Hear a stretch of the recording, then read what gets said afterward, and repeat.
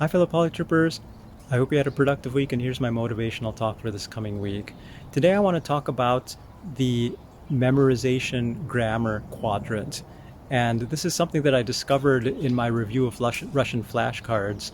The way that I approached my Russian learning is first I learned Russian, like I went through this Russian workbook course, Beginner's Russian, and then I studied this Russian grammar book. And then I bought a Russian keyboard from Amazon and I typed in all of the words from this one phrase book, this 2,000 word phrase book, into Google Sheet, and then I pulled those into Anki, and then I started studying them. And thanks to the base of grammar that I had, I was able to pick apart each sentence and see what grammar concepts were being used and stuff like that. So that was really important. But one thing I realized is that with the level of Russian that I have now, which isn't the greatest, but it also allows me to have unbounded conversations in any language, sorry, on any subject, and also basically understand a lot of what people are saying.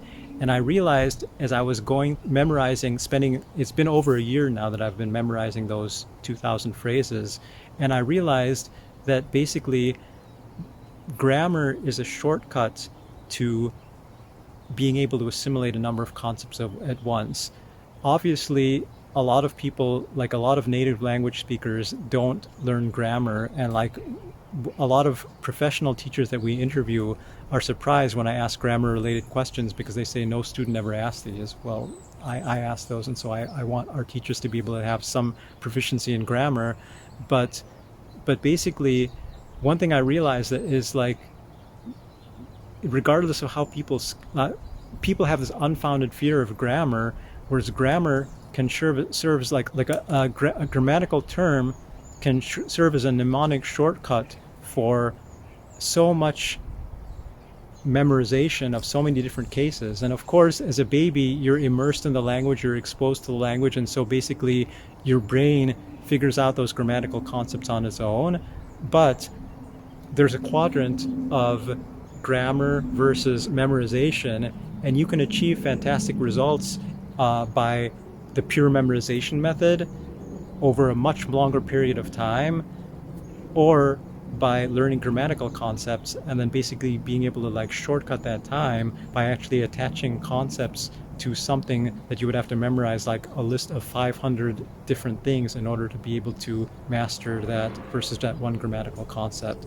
So that's what I wanted to introduce today, the grammar memorization quadrant. There's probably a time component there too, but yeah, I don't know. I haven't thought this through completely, but anyway, just know that there's basically like a trade-off between memorization and grammar, and that both are equally useful tools in your language learning self-study component.